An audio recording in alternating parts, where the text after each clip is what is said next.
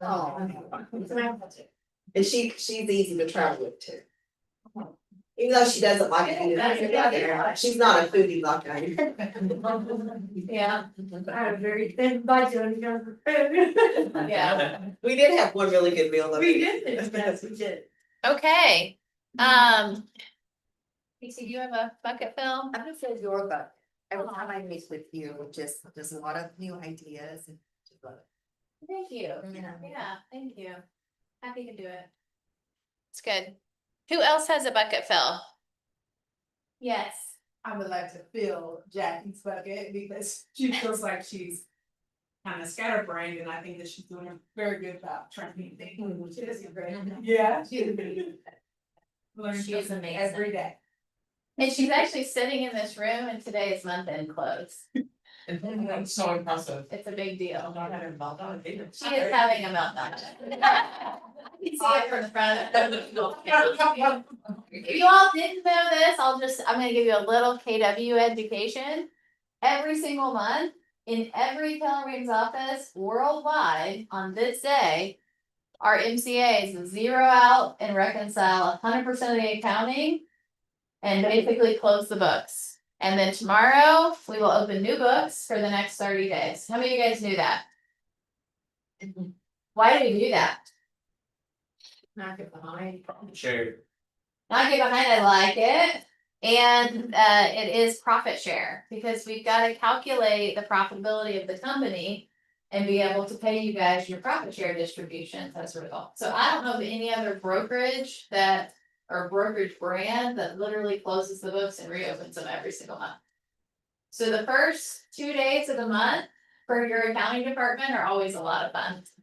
Just so you guys know, if you're like, why am I not getting paid? It's probably because our books are being thrown all over Jackie's office somewhere. Yeah. Yeah. Okay. Anybody else have a bucket fill? Okay, I'm gonna go real quick here. Welcome to our new agents. We had 5 new agents in February. We're missing somebody, but welcome to all of you. Ben Murphy's in the room. You guys all know Ben. Hi, Ben. Oh, yes, in the back. Sorry.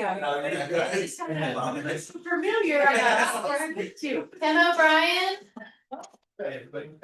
joined us like last week, end of the week, right? All right. We've got a bunch of anniversaries and we have a bunch of birthdays. Anybody's birthday today? Is today the 2nd? Third? Okay. There's your birthdays for this week. All right. I am going to take you guys quickly through these vision speech slides, and I am going to go quickly just for the sake of time because I want to spend time with our family reunion panel so you guys can get some good nuggets and takeaways. But at every one of our national events, Gary Keller rolls out the vision speech slides. And honestly, there are people that travel to the events just to hear him give this talk. I would say it's a meaty conversation because it's a lot about data. It's a lot of numbers. It's about the what's happening in the real estate market, but also what's happening in the economy, which is impacting the real estate market at some level or vice versa, right? So it's all tied together. I am not Gary Keller, so I'm going to go quickly on some of the most important slides. And then the last slide actually has this entire deck of slides. And we've got a great resource for you guys to get a monthly market update from our franchise that's going to give you good talking points for your clients. And you will have an occasional engineer that you work with. Does anybody know what I'm talking about? Oh, yeah. And what do they want to talk about? Everything on these slides. Yeah. Yeah, everything on these slides. So, you guys, the numbers that drive the US economy or the real estate market is home sales, home prices, total market volume, inventory, mortgage rates, and the affordability. And so you guys will see here, this is about what is this? 35-year, trend line.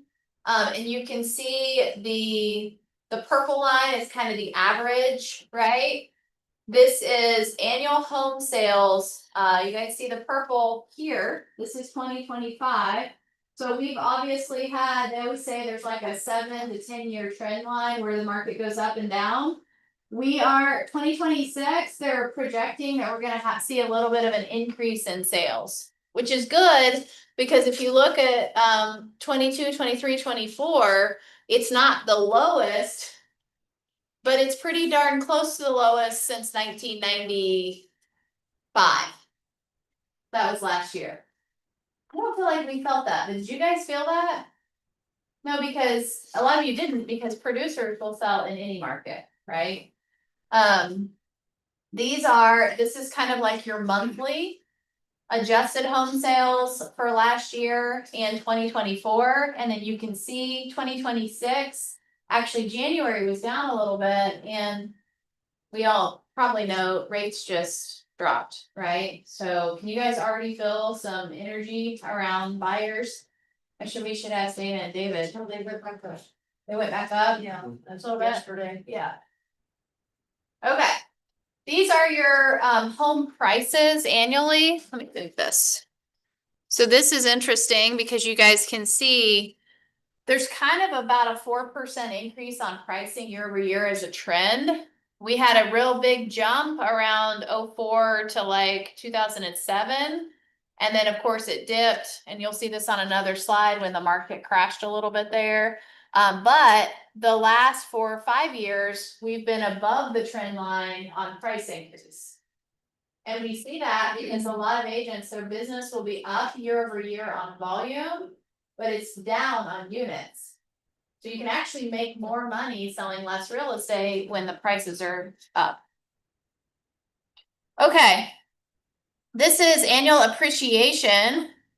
And so this is just your median home price appreciation over time. It's just another way to kind of look at that same graph.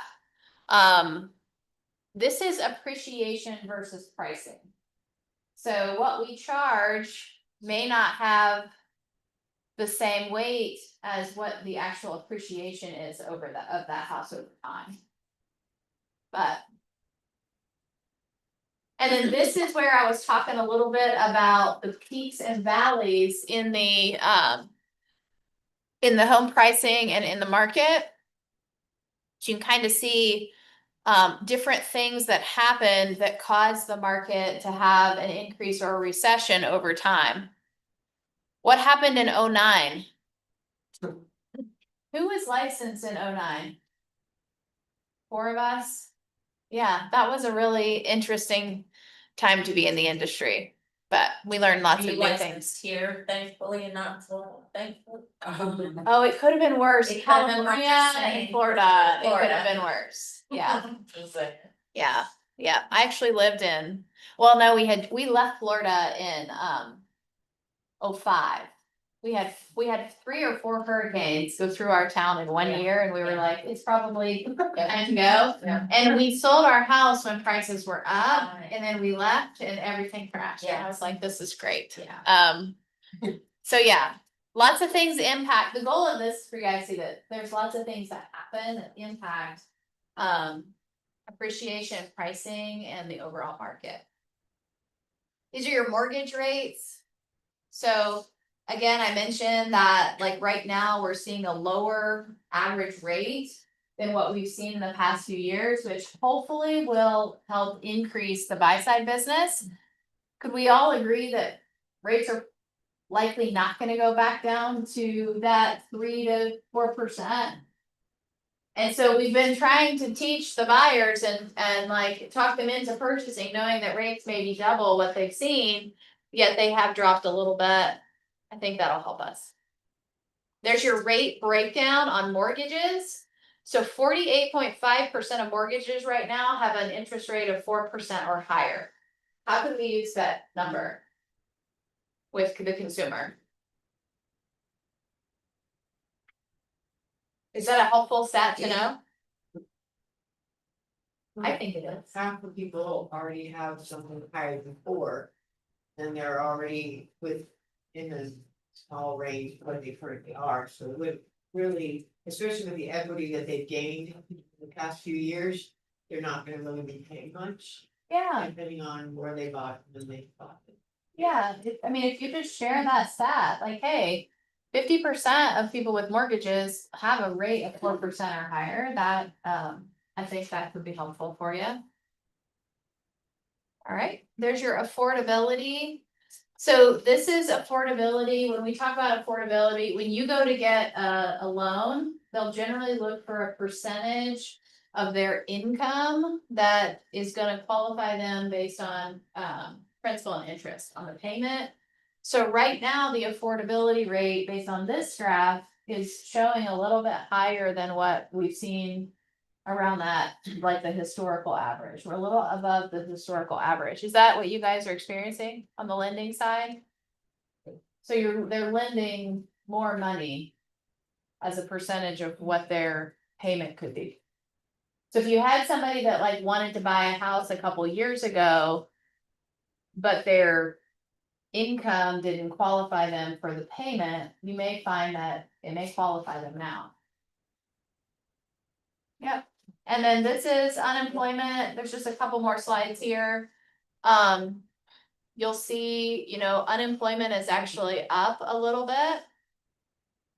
And job openings are down a little bit. So that impacts, your buyer market. And then this is, I thought this one, I almost took this one out, but I think this is really interesting. This is the change in employment by industry. And you can see at the bottom of the graph, like construction, information, manufacturing, professional business services, government, and transportation and utilities. They're all at like a net negative. Does that make sense? Like less people over a 10-year average than some of these others. So healthcare, leisure and hospitality, other services, and financial, as well as mining and logging. There have been more jobs created in those industries. Why would that information potentially be important? Work in that industry. Housing. Yeah, Yeah, there's potential buyers and the people that work in those industries. So like, if you wanted to be really strategic, you could target potentially people that work in the healthcare industry because there's more of them than there were 10 years ago. Okay.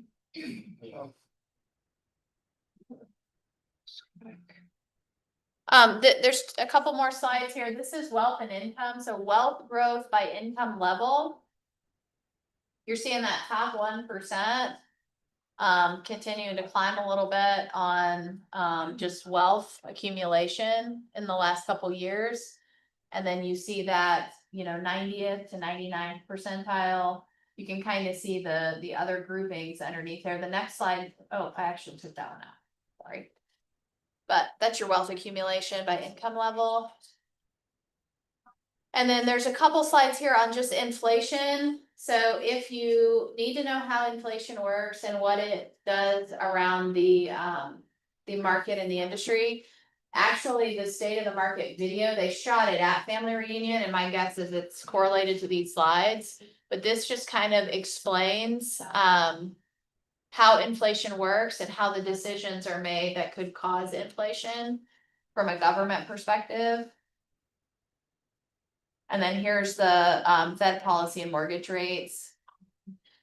So you guys can see there was a little bit of a drop. I don't know how much it went up, but there was it's dropped a little bit since it went up in 23, 24. And then that's the consumer sentiment. So risks for this year around the economy is policy changes, again, weakening in the labor market, AI market correction, inflation, and geopolitical conflict, which is happening right now. So this right here comes out every single month. It's on YouTube.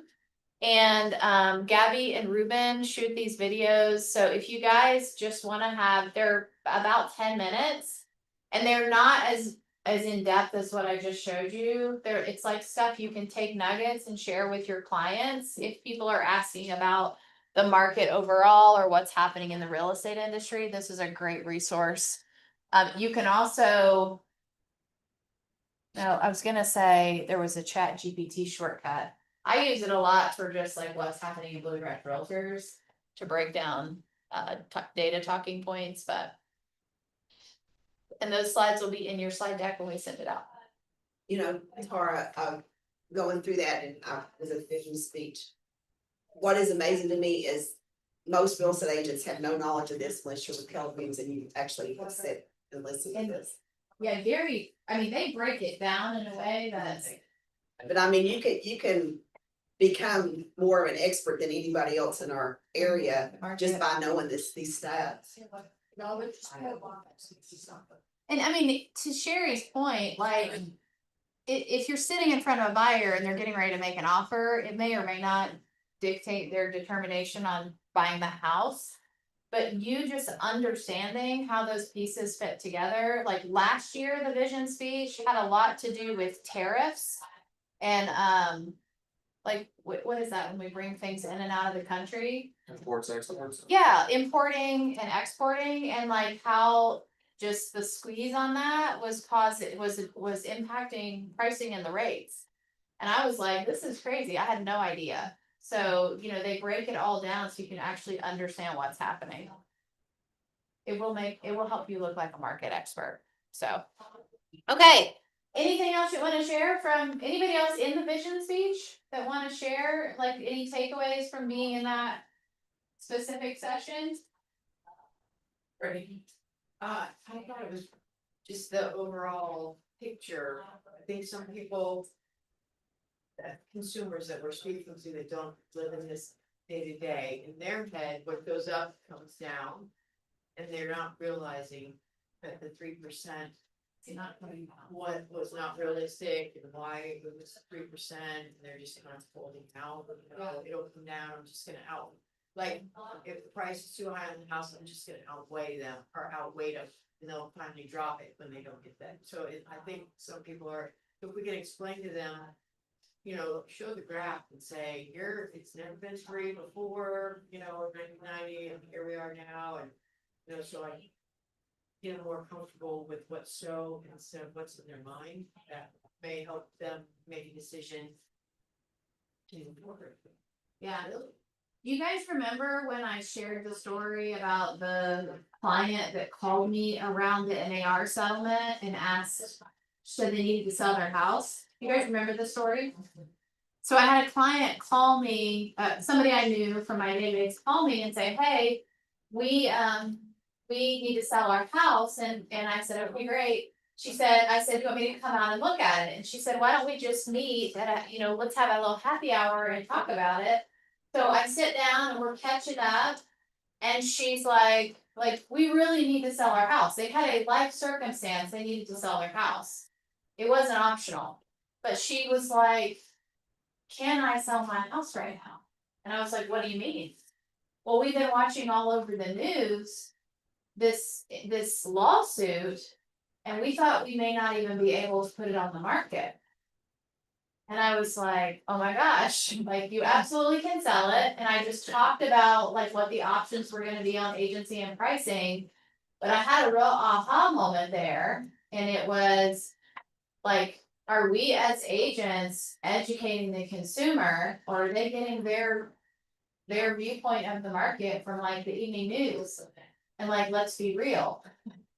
The evening news is usually not putting people up to move in a positive direction, or they're kind of scaring people, right? So, and if you don't understand any part of it, it's gonna cause you to pause.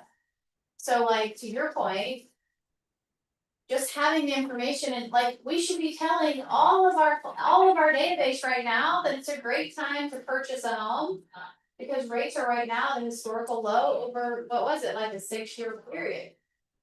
So let's get you back out into the market to find your home. You gotta be the voice for them of what's happening. Okay, are y'all ready for your family reunion panel? So everybody that went to family reunion and is willing to sit on a seat, come up to the front. I'll take all of you. We'll take all of you. Don't be shy. Oh. I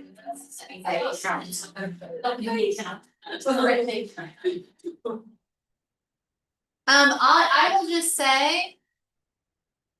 I've been at Keller Williams for 12 years, and I think I've been to every family reunion. In that time, this was absolutely one of the best that I've seen, and I think post-COVID for sure. I mean, it was the best turnout. I think we had somewhere between 13 and 17,000 people were there, and we had an amazing speaker lineup. So I don't have like really well defined questions. I would love for you guys to just share, how many times have you been to family reunion? Was this your first time, or have you been multiple times? And then let's just go down and share some of your key takeaways. Wanna start, Sherry? They're gonna like, don't Well, you're look at gonna- me like.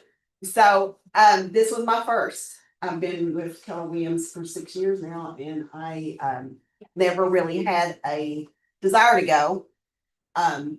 It just seemed like it would be just too much, and I have to say that I was a little scared because I don't, walk as well. I can't keep up with people, and it's kind of, hard to just get around, and I've heard, there's a lot of walking. Well, that just kind of said, well, you probably shouldn't go. And so I finally decided to, and I am glad that I went. There was not really a lot of surprises for me because I do kind of keep up with things, and I am very familiar with social media and the AI and all that stuff. But I did learn some things, and one of the things that really struck me is that there is what's called, there's a guy that spoke, and he also had written a book, and it's called Story Brand. And I never really looked at branding myself that way because, we're kind of taught, you want people to know your name. You want people to recognize you. You want, your name and your face, and, you want to get on social media and everybody knows who you are. But the truth is that the Story Brand actually is a tool to help you solve a problem for your client, but let your client become the hero. You're not the one that's gonna be the hero. You're just gonna give them information and guidance on how to solve their own problem. And therefore, we become the hero to them, but in reality, we're just helping them and guiding them. And that's what the marketing is really supposed to do, not really to make you the person to be famous, because the reality is it's all about relationships. And so AI is a tool to help us not become more efficient or more just to make us do more marketing and all that stuff. It's a tool to help us to create time, because we can use these tools to do things for us automatically, or like I can put something in Chat GPT in just a short sentence, and it will spit out everything I need to know to present something to you all, or to my client, or if I need market statistics. It's all there, and all I have to do is just ask it a couple of questions, and eventually the AI gets to know me and how I talk and my thought patterns because of the stuff that I keep feeding it, and it just gets better and better. And so they shared a lot of the tools that they're using. There was several panels that I went to, and they basically also tried to help us understand how good command can fit into all that, and how we have a resource that we have through Keller Williams that can do so much more than we know about it. So the real thing is to educate yourself on what command can do, and then how to utilize AI to make it even more efficient. So I thought that alone was a big thing. I'm just looking at my notes here. It's basically AI doesn't make me the star of the business. It helps me to show up as a guide to my clients, so my clients can what's the word? Confidently become the hero of their move. Pretty much. There was a speaker, somebody may share this, but there was a speaker, her name was Giselle something. Ugarte. And she put a slide up on the screen And it had all the words that we use every day, like buyer, seller, escrow, closing. And she started talking about, she said she just bought her first house. And she said, I just wanna be honest with you all, when I see all of your stuff on social media, you're like, this went into escrow or this is under contract, she started telling us what that meant in her brain that is not a real estate agent brain. And so she was like, when you all say this word, this is what I think it is, but actually now I understand it's actually this thing.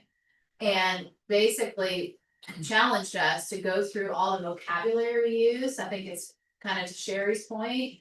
We say things and we think they know what it is, but we've got to go way back and make it super simple and actually educate them on what the most basic words we use actually mean. Because a lot of the consumers don't even know what like something going under contract means.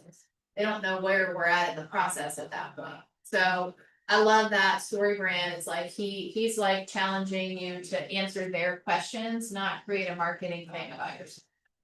Just kind of. So what are you gonna do differently, Sherry, from going? Basically, I'm gonna start looking at marketing differently and try to, look at it that way. It's I'm helping my client become the hero of the problem. Love it. Okay, Brittany Fiore. Well, first, I didn't plan on being up here, so, my notes are, I have a whole book of notes and they're not here. But, thankfully, I did get something great from, I think his name is Donald Miller, who wrote the book. They gave us a free book, but on our drive back, thankfully Sherry was into listening. I was listening to the book on the way down, and so we were listening to Donald Miller. He has a YouTube channel, so everybody can listen to him. And basically, that was what I took away was you have to keep it very simple because when you give them too much to think about, you're gonna lose them. So his example was somebody hired him to do something and he's, they couldn't sell any fish. And so he said, why don't you use kids love fish? That should be your marketing tool. That's what you should put it out there and all this stuff. And they were like, anyway, they finally did it. They had their panels and they decided they weren't going to do it. They finally did it. And their sales exponentially grew. And they were like, how could this be? You're talking kindergarten level, kids love fish, and you're to actually increase our sales. So to me, how I took that and as far as being this, sure went into so many details, right? So the details are really important. But what I got out of it was they really don't care whatsoever about me or my credentials or my experience, or if I can't solve their problem, then they're not going to spend any time listening to my video that I put out. And I just paid some money to put a great video up, my education and this and that. She sent it to me. And I'm like, darn it, this is wasting money. Right? But and so let me just take it back one step. This was my first family reunion, and here's why. Because I'm not into groups, right? I don't really care. And I would have never gone to this if it hadn't been something on AI. I went because I had a need. I don't know how to do, where you send me a message and I automatically get a reply from me or anything from me. And so that's why I went. Because they labeled it family reunion, I would have never gone. You used to not pay attention. Well, but if they had labeled it something else, right? If they had dumbed down the name and called it something else, then it would have been more appealing to me. But because of the name, it turned me off. So I just kind of wanted to let you know that what you say and the words that you use and the level that we speak, especially to people that we don't know, because they went into great detail about how there are agents all across the nation who are getting internet leads. That is a thing. And if you're putting out social media and you're not getting any internet leads, then that's something to consider. Break that down as to why you're maybe not and how you can fix it. So that was my takeaway. Gary Vee is somebody I never heard of in my life. But apparently he's a thing. He's like the best in the world of what he does. And so, but I was not aware of him at all until he get a brilliant man and brilliant on how to connect with people and educate people and to get leads organically. So you can YouTube him as well, you know what I mean? And then there are Your family, expression is eyes. well, there's that, and that's why. This language is very fruitful, And that's why he was never invited to family reunion in the first place, in previous years, because of this language, Gary V. And it's BEE, but that's not how he spells it, but that's what he goes by. He has a YouTube channel, so you can YouTube him too, but. If you would like some more detail, I am one of those engineer type of minds, you know, the data matters to me. There's actually a family reunion notes. And I've gone on it and I've downloaded all of them and I'm comparing them eventually, what I took, what I missed. Can't write fast enough, guys. There's so much information. I got home and I was like emotionally, mentally just wiped out. And then it was award ceremonies, you know what I mean? So in any case, but if you want the notes, if you would like, I can send you the link to the family reunion notes and you can review them. Everybody was very open to sharing their notes, which was, and that's AI. It was really cool because if I missed something and I wanted to know about it, they would send them to me. I'm still getting stuff. Yeah. Now, Brittany, you and I bumped into each other a time or two, and you said, I've never come to this event. And I haven't been able to justify, why I should invest in coming, but I get it now. Like, what would be your advice, name aside, like, I think you told me you got nuggets that would potentially change the trajectory of your career. Like, what would you encourage people that maybe weren't there? Because Mega Camp is coming up, I just pulled the dates, what did I say? August, it's around like the 14th to the 20th, and it'll be here like that. So what would you be your thought now about these big events? It's not anything like what I thought. It was gonna be, the hardest part for me was, there's a time zone and there's 6 classes that I'd like to attend, but I can only be in 1. That was the hardest to me, is to actually whittle it down to the 1 out of the 6, and even you can whittle it to 3, but you're missing the other 2. The information, the quality of the education, of course, is Keller Williams style all the way. I did actually, almost in tears say that to you, what I invested here was a lot for me. I actually invested my last $800 to come to the class, but what I got out of it, I felt like I should have paid 10 times what I paid. So, it really, it blew my mind, the amount that was poured in, on all different levels, but I mainly went to study the AI. Like, that was what I went. I wanted to learn the automations. I wanted to learn the things that you can do faster and better and all that kind of stuff. All the rest of it, the story, brand and Giselle's and all the other, that was like a bonus on top. That was stuff I didn't even. Cause that's what I'm always worried about, that I'm gonna go and just be overwhelmed and not get everything. Oh, no. I mean, I didn't feel overwhelmed at all. It was so much to learn, you know what I mean? And so they talked about, and Tar said, you can take a plot, you can take, you can have recordings that summarize and different things like that. So I did all 3. I'm writing, I'm recording, with my Claude, and Claude actually just, it takes what's being said. It uses AI, it turns it into a written summary of whatever's being said. And so you can generate something in writing. Here are the main points, and here's who said it and all that kind of stuff. It's actually a piece of technology. It's either a pin or it's I have it in my phone. It's like a credit card. You set it on the desk and the takes what the professor's saying, and puts it in next line. Yeah. It looks- And a Yeah. lot, and here's what's interesting, all the notes Sherry's talking about, a lot of people use tech, AI or something, and will formulated slide decks and graphs, and like, it's listening and it's putting together all this great. Yeah. So this is one of them. Okay. You can get it Yeah. on Amazon. Or they have a flawed, website, and that's where I got mine. But, yeah, it's easy to carry around. The great part about it, one of the reasons I got it is, if you're doing a walkthrough, of somebody, new house or whatever, you're trying to connect with them and you miss a lot of things that they say. So if you say to them, is it okay if we record this so I don't miss anything, you can actually record the session, send them back the summary of it, and then you can ask them if you, nice. if you miss. But I do record everything because I can't remember. Right, I learned that I don't, when I show you the 8 houses, I don't remember what we said. right.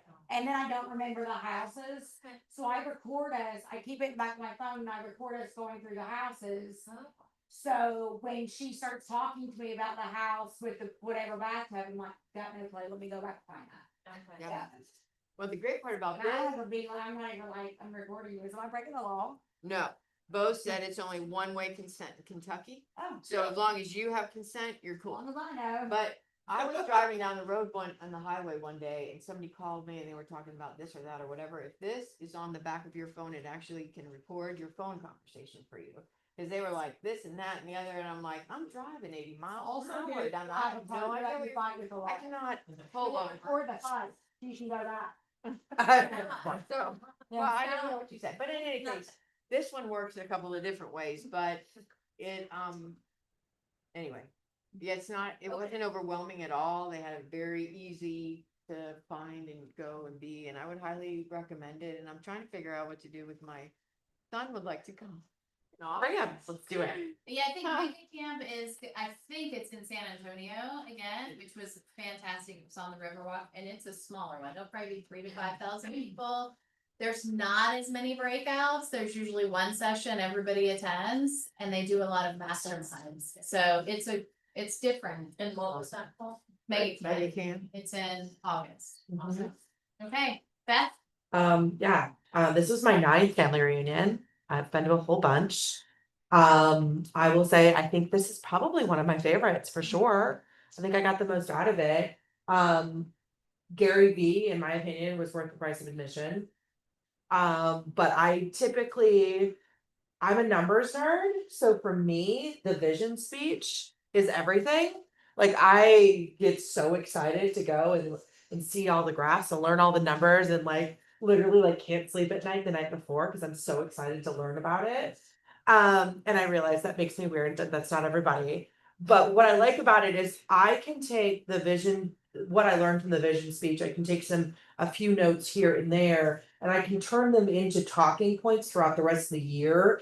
When people say to me like, you're good at scripting, and I go, I'm not good at scripting. They're just facts that I've turned into answers to other people's questions. So for those that are in the coaching program, I had actually broken it down, the vision speech down into 3 different sections: the market, the agent, and the customer. And out of the vision speech, I took that this is the 3rd best year in the history of real estate. That's the talking point. We're in a balanced market, even if it doesn't feel like it. So we can reassure our buyers or sellers that we are in a balanced market.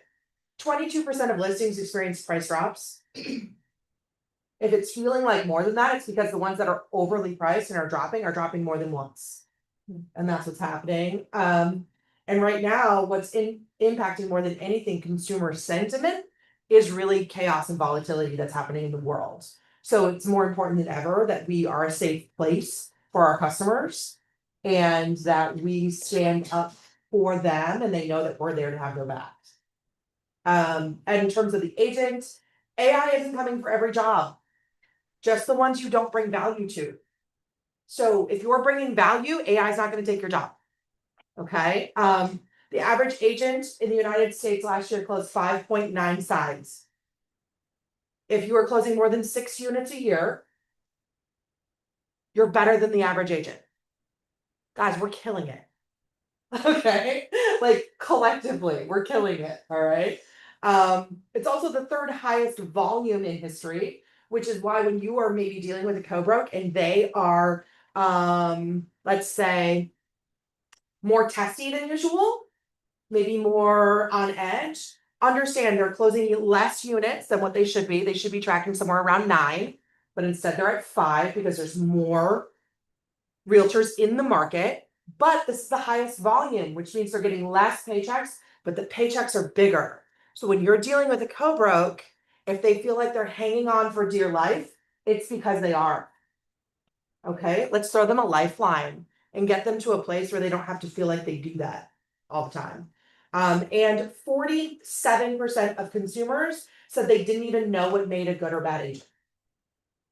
They have no idea. So we could be literally just okay and they'd probably hire us.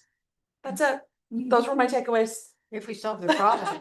Yeah. If we solve the problem. What you got, Destiny? I know that you would be shocked to hear that I love the vision speech. For me, yeah, obviously I'm like high anxiety, so I'm always worried that the whole accent is gonna drop out of the real estate market. I'm totally screwed because I'm good at nothing else. And so, when you're watching the news or you're scrolling TikTok or Instagram or whatever, those ideas are kind of like being pushed at you when actually it's not true at all.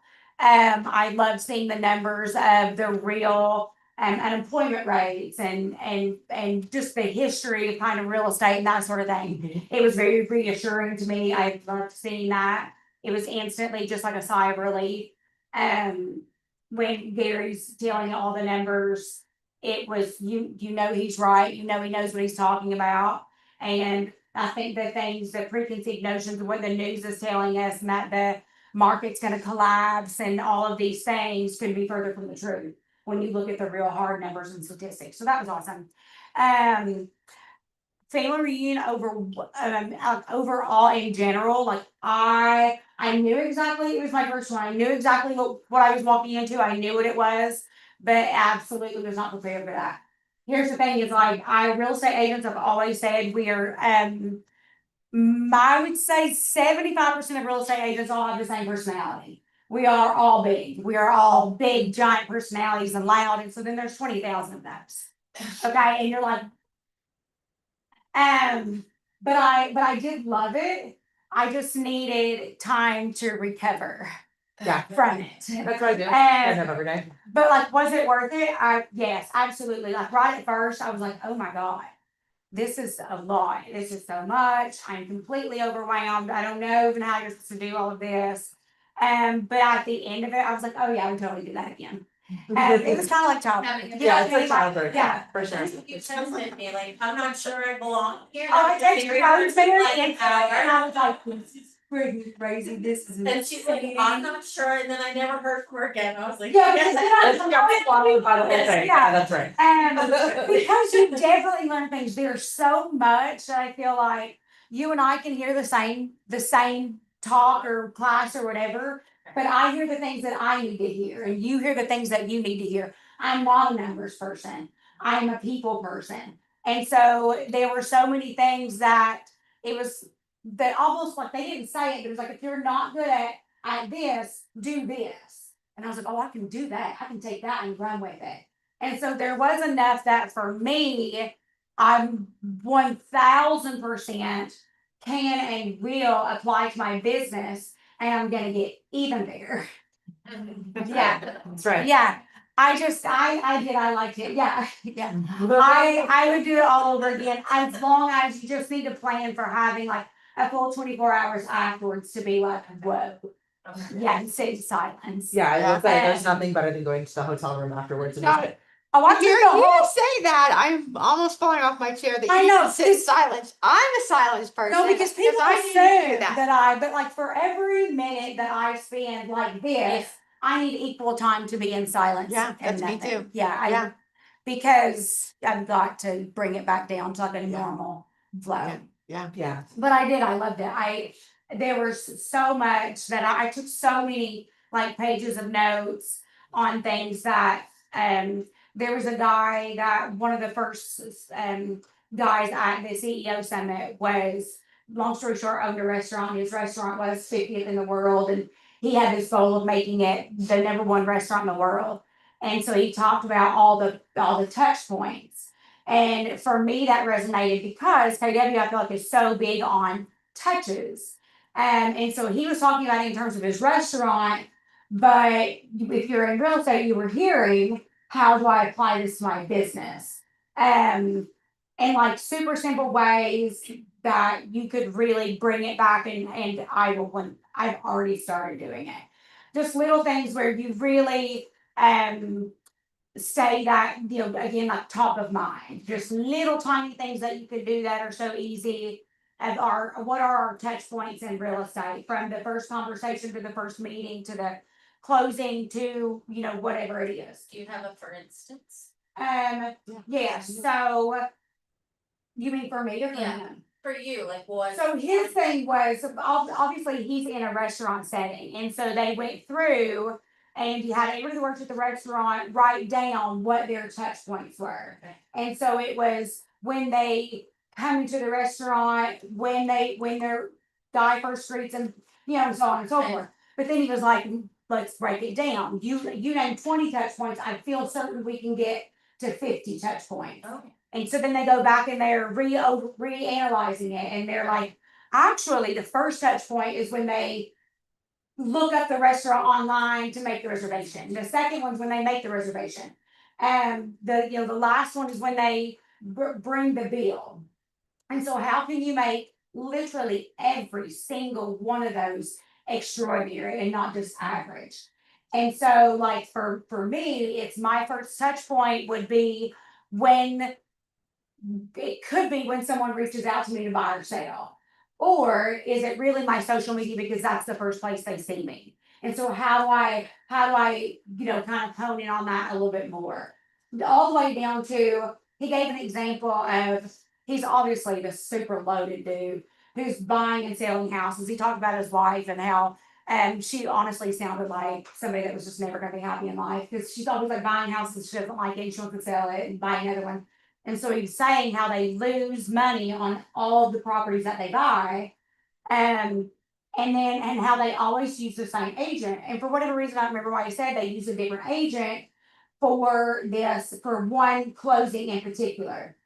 And he said every closing that you go to, this is what I do. Every closing, I just keep a box of champagne somewhere in my house so that I don't see it and drink it. Those are for closings. I put a bow on it. That's my closing gift. It's basic and whatever, but you know what? It's easy and everybody loves champagne.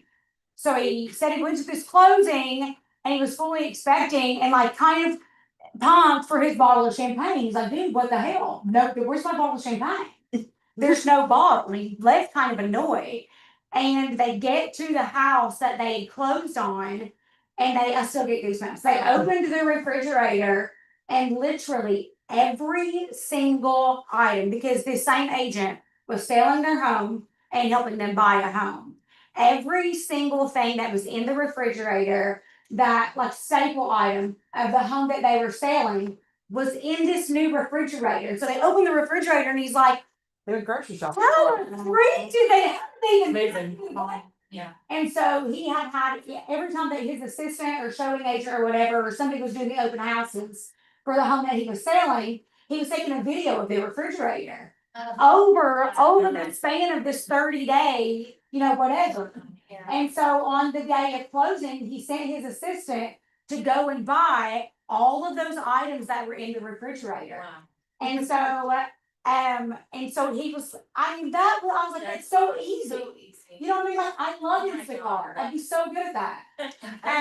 But for him, it was like, he's a bajillionaire. You know, they're buying and selling properties all the time, all over the world. Yeah. He was like, I'll never use another agent. The It's other, like- the other thing he did that the story he gave, I think was so good, is in the restaurant. He said it's an expensive restaurant. Oh, You could have yes. had an amazing experience, but there's always that anxiety about the bill. And he's like, if you bring it too soon, people feel like you're rushing Yeah. out. If you bring it too late, they're agitated. Yes. And regardless of when you bring it, they're gonna open that bill up, and in his restaurant, it's gonna probably be $600, $700, $800.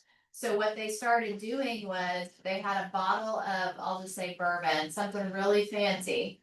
And they would drop the bill, and how many people were at the table, they'd have little glasses, and he said they would put like an ounce or two, let's just a splash. But they would set the whole bottle down with the bill, and they would say, here's your bill, take as long as you want, and compliments of the house, we've brought you guys a drink on the house. He said And- most of the time they would only drink the 1 ounce that they poured. They So could have taken the they were out bottle, no but they money, never right. got the bottle. yeah, But it was such a, Yeah. he said like the gestures you make, like you're gonna give 2%, but you're gonna get 1,000% back. And they started leaving much higher tips. yeah, As a result, Yeah. of just them setting that down and saying, this is on the house. yeah. Like he had so many those examples of things that. in our business, like just going the little But bit sometimes. further, you yeah. need- Sometimes you need, which is what I would think these are good for, is like when I was married, right? And I went to every single marriage thing there was and kid thing there was. It helps you on the way while you're doing it, because while you're doing it, your world gets really small. Yeah. So it's good to kind of go to these things, is what I'm hearing from you all, because it gives you all a spark, it gives you all stuff that Yeah, that you're not hearing every single solitary day in this little world. Right. And you get to go out and like, and then well, just kind of makes you just be your like, brain gets. you know, a little that's so fired. easy. I can do that. I'm being so But you lazy. wouldn't have Just thought doing the about it had champagne, you you not- know, yeah. Had you not been Yeah. exposed, Yeah. how would that have gone? There was my one last thing, there was Yeah. 2 ladies, I don't know who they were like a little 15-minute get up at the CEO summit. Yeah. So, these ladies had built, you know, they're like, you know, ballers wherever they Well, live. one girl had given back $1 million year to date. Of her own money. Her So own what they did, they were big on like philanthropy. But that their philanthropy is kind of what drove their business. So one of the girls did, she started like a service where she had, you know, those like when you go to a concert, the porta potty things, but they're in like the nice van thing. Yeah. Oh, yeah. She did one of those, but it was showers, and she would take, so it was this bus with like 4 shower stalls, and she would take them into homeless communities so the homeless could shower. And so when she would go into a listing appointment or a buyer presentation, one of the things that she would say is a portion of all my commission checks goes to her XYZ foundation. So you and I together are gonna help do this thing for the homeless community or whatever. And so like, I don't want to shower the homeless people, but I do have a passion for like single mom type things. I'm like, you know what, that's so easy. And a lot of my clients are single moms or people that I get a lot of referrals from my little single mom community. And so much would they love if I went in and said, and if you use me, 10% of my commission is going to my whatever fund, and that money is going to build a home for a single mother in our community. People are gonna use you for that. Yeah. Yeah, There was so much. yeah. So even if I just take those 2 things, so worth it. So worth it. And there was way more than that, but Yeah, there was a lot. That was about an hour and a half of. but those were my 2 things that when I was like overwhelmed and I was like, okay, what am I going to take? Oh, and then the other one, the social media thing, which I didn't really have to listen to because I already do it. Was the big overall consensus was just be normal. You don't have to go and spend, you don't have to hire somebody to do all these high techy videos. People scroll past it. That's not relatable. Everybody across the board was just pick up your phone and start recording. People want to see like authenticity and relatability. And so it was nice to hear because I think a lot of times we're all so fast paced and busy, and then the money thing gets kind of crazy in real estate. I can't afford to just hire a marketing girl. And then I'm busy. Like I don't even know if I can do a video with that mixed listing thing.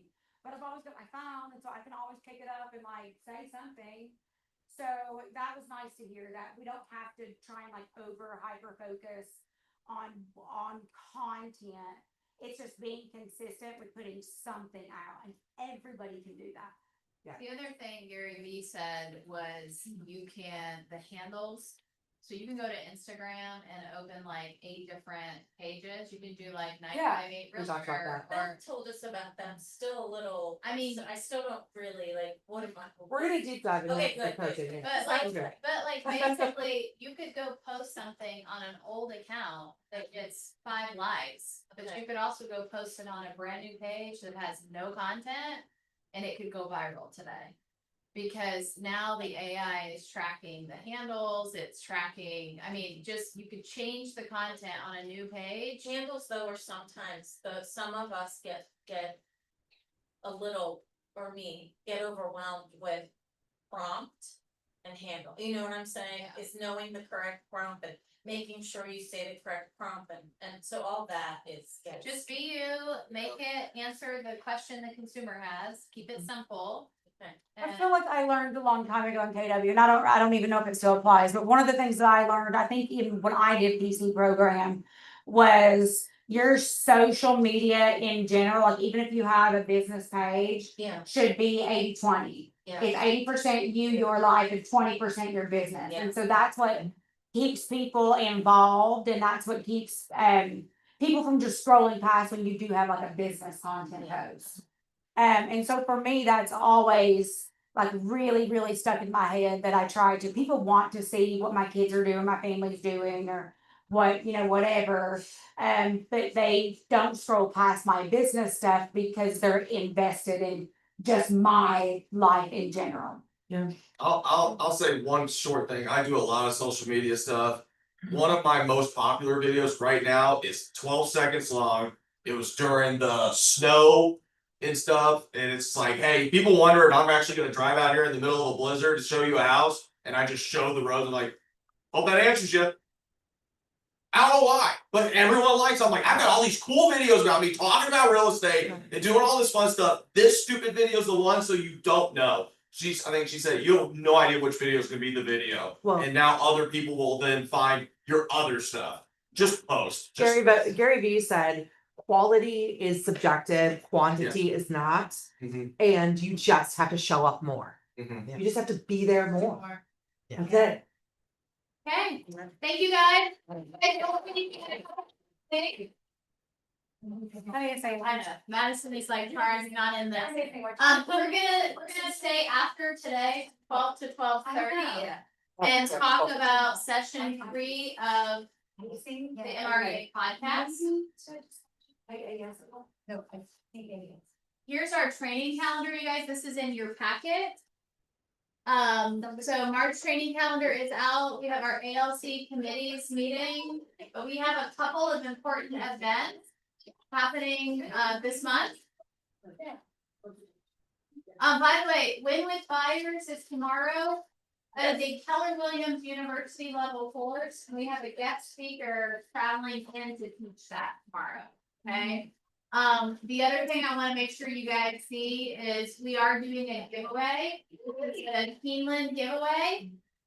So what this is gonna include, the giveaway day is March 25th. It costs $40 to participate. $40, guys. It's an $800 basket. It's a basket, but you're gonna get 6 clubhouse tickets. Can't get in that area unless you're a member, right? So we got a member to set up 6 clubhouse tickets. That's gonna be on April 9th. So the Keeneland Day is April 9th. We're gonna have the gift basket. The gift basket will have about $300 worth of probably bourbon and Keeneland things in the basket. Then we're gonna give them a $300 Visa gift card to buy their lunch, their drinks, and do their betting that day.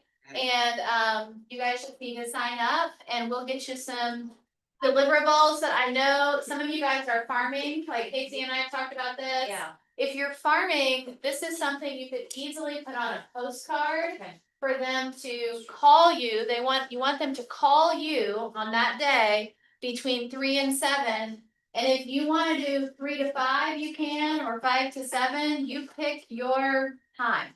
Okay. But we will open up entries between 3 and 7 PM. And then we'll do the giveaway, we'll do the actual live drawing around like 7, usually we do it like 7:50. If there's anyone in here who didn't do the last one, do this. Cause the last one was a lot of fun. We It had was really great. We had 250 people call in and I think we had 140 of the 250 give the name of a referral Yeah, that was gonna buy or sell real estate That's right right. here. Every single one of my people were her. Yeah. Yes, Brittany Fiore. I love the Browns idea. They put it out there, they put a Google Sheet attached to it, they said if you want a reminder of when to call, so now you're touching them. You have Yeah. really to have no idea who's calling. It can be a little anxiety producing and all Make the sure you things, capture their information. but it has, and you capture all of it up front. You know, Then- and then you then- can say, hey, don't forget, tomorrow you need to call me, and then you. There's you know so what I many mean, the things you day can of, you can, hey, don't forget, tomorrow you need to. So what's the goal for the call, like, just to say, hey, my name. They'll call in and you're gonna ask them for all their contact info, Your birthday. who they know that's gonna buy or sell this year, and anybody that would be interested in a scholarship for real estate school. There's 7 questions. Okay. You get all the data from it. But basically, they're gonna call in that day and enter to win. Okay. And it's like a raffle, I guess. $40 to participate, and you're gonna advertise this as your event. So like, you don't need to say my office is giving this away, like. Advertise it as your event. We give you templates with graphics, but you can do whatever you want. You can do. Create a Facebook event, do an email, do a text Is that message. email already out to us? Matt, this is Yeah. the version for it today. Okay, but we have some graphics. And then the other thing is we are gonna do, anybody into March Madness? We're doing a March Madness bracket. It's $25, it's a $25 to enter, and that will be set up as they split the pot. Half of it is gonna go to KW Next Gen, so to our charity foundation. The winner of the bracket will get the other half of the pot. And so you're helping local charity, but we're also gonna have fun. Right now, it's just make your donation, your $25 donation. Jesse Kerr is gonna help us get you all's bracket selections in, and we're using the ESPN portal as our system for that. Yeah, there. Nice. Nice. And then we have career night happening the 24th. Invite people to career night. And you killed it on that last career night, I was here. Then only or something. Got a good crowd too. Are you kidding? It was a Uh-huh. bad day, Right. winter, you know, the weather was, and then there's like, this whole room's filled. We have like It's basically 25, I think. Amazing. Yes. Yeah. The 12:30. female entrepreneur group is meeting at 12:30 today. Yeah. I wanted to say that speaker, and I didn't plan this, I invited him, but I didn't know he was speaking this morning, that if you all had any curiosity whatsoever, come next Thursday at 12. What they talked about is this little book that I gave out, and I can give you the PDF, I've got a couple of these.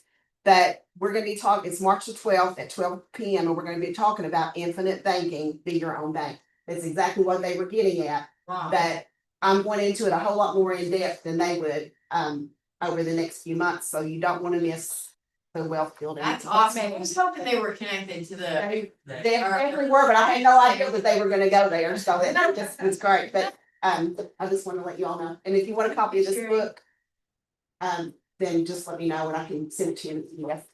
I love it. Thank you. Thank you.